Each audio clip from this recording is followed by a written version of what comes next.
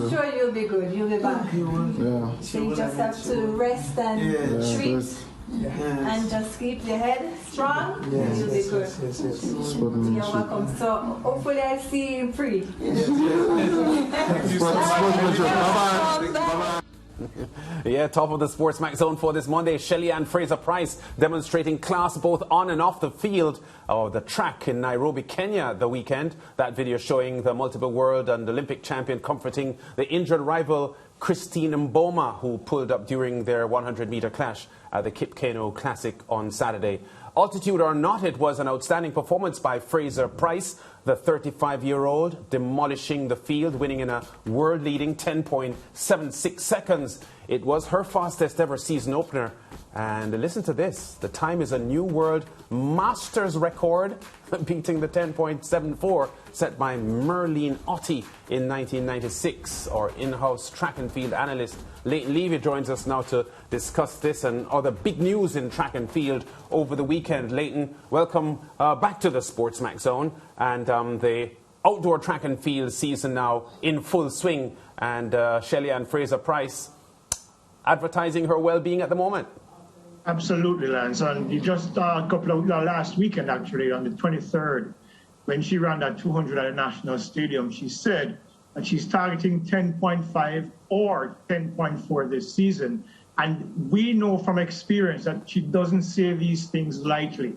So to see her open with a 10.67 with a 0.4 wind, yes, at altitude, which is her fastest opener ever, and her third time on the 10.7, it tells you that she's on track to accomplish those goals this year.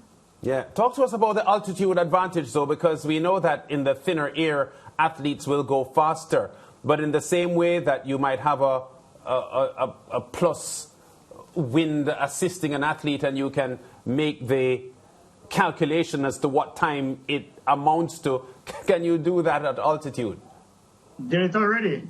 It's actually 5,889 feet or 1,795 meters above sea level. Yes. However, when you put it into the calculator, it comes out to 10.709 or 10.71, which is still be her fastest opener and would still break Merlene's record of 10.74. So no matter how you cut it, how you slice it, it's still a phenomenal time. And I think it's one of the fastest times ever run as an opener period for any woman.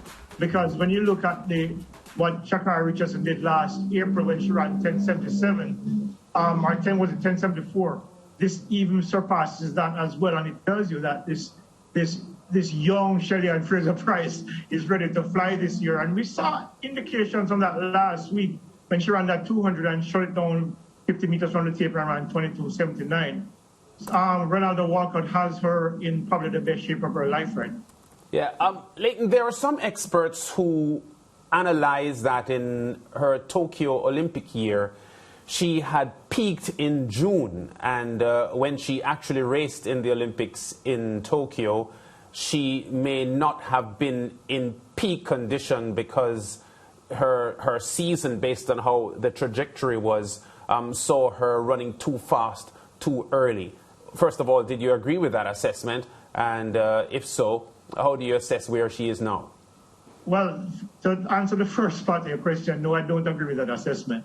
If you look at what happened with Shelly-Ann Fraser-Pryce last year, she was running fast and she was running consistently fast. However, there was a little blip in her racing just before the Olympics, and it affected her again in the finals. In Hungary, when she raced Elaine Thompson-Herah, Elaine won that race in 10.71 and Shelly was second in 10.82. On her third step, she almost stumbled and then drifted to the left side of her lane and eventually, finished second in 10.82. The same thing happened to her in Tokyo, where she hit the first three steps. The third step, she hit that step again and stumbled. And based on what my information is, she panicked and completely threw her race plan out and then just ran as opposed to sprinting, her coach tells me, and that's why she ran 10.74. It was not a matter of her peaking too early. It was a matter of two glitches in Hungary and in Tokyo that eventually, cost her a better time. I'm not sure she would have won, but 10:61 being the winning time. But if you look at the race that she ran in Lausanne, where she ran 10:60, that was, if she had run that race in terms of the start and the execution, perhaps the outcome in Tokyo may have been different. But you don't know, because Elaine Thompson did point to the clock about almost 10 meters out. So, you don't know what would have happened, but she certainly would have run faster. Leighton, I'm looking at a list of the top 100 meters performances, times of all, top fastest times of all time among the women. That list, if you look at the top 13, it's a list I know you know very well. You would see that 6 of the fastest times of all time among women for 100 meters were all registered since 2016. Mm-hmm. What, if anything, is that statistic telling us? A couple of things. Improvement in technology, improvement in training programs, nutrition, more knowledge in terms of how the body works that coaches are able to have access to. So they're able to then push their athletes to these new levels of performance. And of course, as we saw what we've seen in the last couple of years, these new running spikes are, give the athletes a bit of an advantage over athletes from a past era, where the energy that the shoes give back, as well as the running surfaces that they're using these days, do give the athletes a distinct advantage over those who would have run as close as 10, 15 years ago. So, that's a lot to do with all of the improvements that have come in technology, training regimens, and nutrition. For how long now, just remind us, for how long now have you been covering track and field? Whether as a specialist beat or in part? I've been immersed in track and field at the senior level since about mid-80s, I think. Let's say 1985. Let's say 1985. Yeah. So that would be 36 years, 37 years this year. Okay. Mm. So I say that to ask this. Would you be willing, in this year, 37th year, to finally approach a track and field season, Leighton Levy, and tell anybody who will listen to you that this is the season, your 37th season, that you are officially putting the women's 100 meters world record, on notice? No. Why? I'll tell you why. Because we go back to this argument again. Elaine Thompson ran 10:54 last year and came really close, 0.05 outside of that record, which tells you that women are getting closer to the record that was set in 1988. And I use term set very loosely, because that time is winddated, and I don't care what anybody says, that time is not legitimate. The fact is, however, that the improvements that we've seen over time have brought women a lot closer. We saw Carmelita Jetta less than 10 years ago, just about 10 years ago actually, running 10:64. We saw Marion Jones running 10:65. Shelly-Ann Fraser-Pryce and Elaine Thompson have pushed it a little bit closer, but I still believe that 10:49, unless the circumstances are absolutely perfect, George. When I say absolutely perfect, I mean the wind is at 2.0, 1.5 to 2.0. The track is perfect. The environmental conditions are right, and the athletes are in the peak of form and execute to perfection. That's the only way I see that record. But let me poke the tiger, though. Let me poke the tiger, because you will tell me that in those 30+ years watching track and field, it is customary for an athlete to open with a time that at the end of the season will not be her fastest time. In other words, whatever you open with, you are certain to go faster than that. Now, if we accept that, Mr. Levy, and if we draw a line from where Elaine Thompson opened her season, if we draw a line from where Shelly-Ann Fraser-Pryce has opened her season, and some other athletes, and we all expect them to go faster than that, because that's what happens every year. An athlete opens with X and goes X minus 1, X minus 5 over the course of the season. And you talk about that perfect day, those perfect occasions. Why then are you not willing, my friend, to walk with me to say that this is the year where you expect it to come under the most serious threat of all time? Because for the very reason that the record, just like Bo's 9.58, huh? When Bo said that 9.58, it wasn't ideal, but he's just saying Bo. He has pushed the envelope and allowed other athletes to see what's possible. So you've seen Justin Gatlin run 9.73, you've seen Asafa run 9.72, Tyson Gay and Johan Blake 9.69. How many of them approached 9.58? not very many. In fact, Bolt is the only person to go on a 9.6. That is where I see this record at. The 9.5 barrier, 10.5 barrier for women is like that 9.6 barrier for men. And I think that as much, look, I'm not saying it won't happen. It's just in my mind, I don't see it happening. I think Elaine can probably go 10.50 or 10.51 because she was in the pink of form last year when you look at the time that she ran and the consistency at which she ran those times.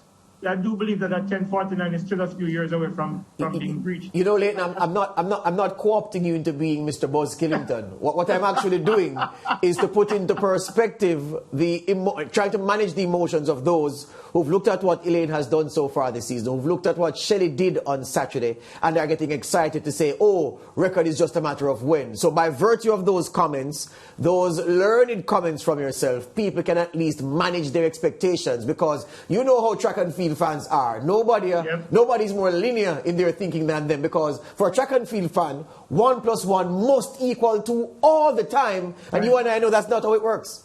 Doesn't work that way at all, because it might seem very close, that 0.05, which is 500th of a second, but that 500th of a second is like you driving a Ferrari and I'm driving let's say, what's the fastest car you've ever driven, George? Bugatti.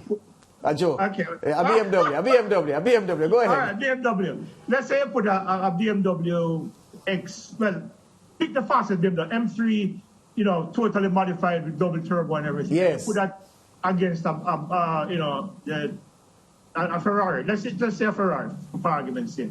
And you put them in a race together. The Ferrari, and for the first 50 meters or so, the first half a mile or so, the BMW is going to be right there. But at the end of the day, the superior speed of the Ferrari is going to eventually win out at the end.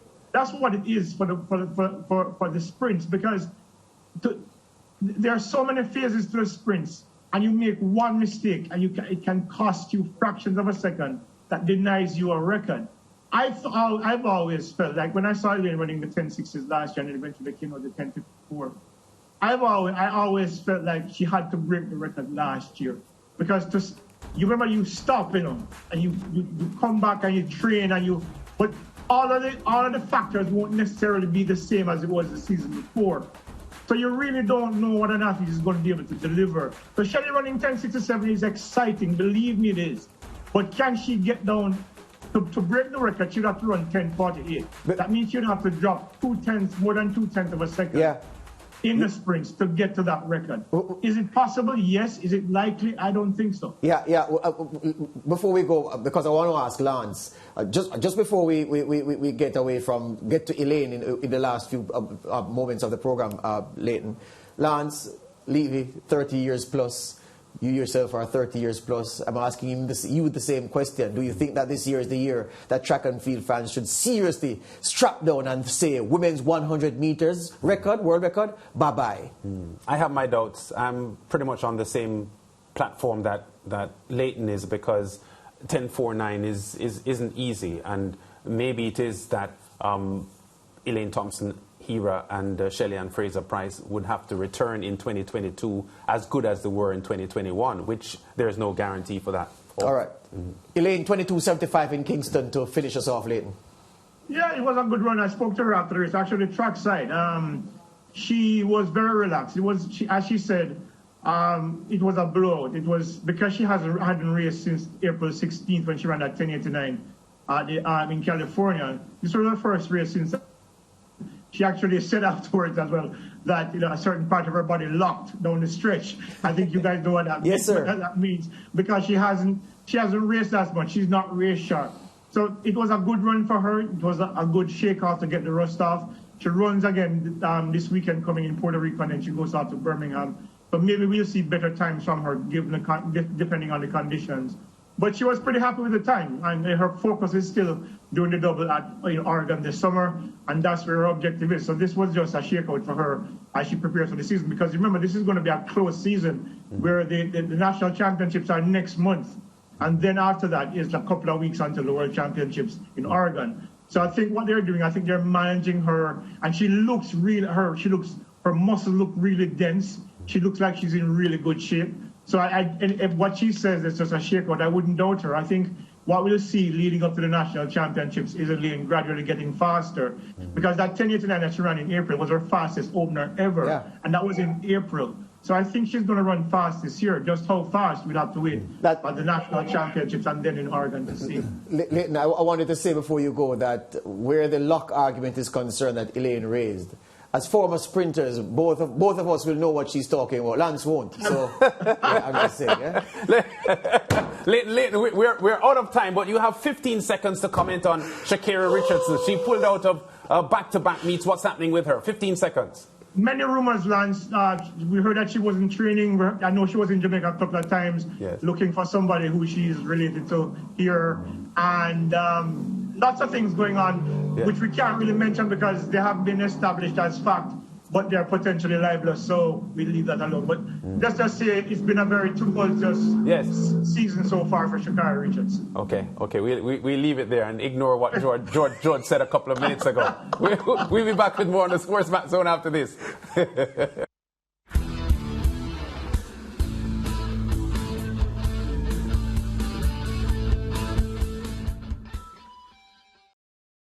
Thank you for watching SportsMax on YouTube. Don't forget to like, share, subscribe, and to click the notification bell to stay informed.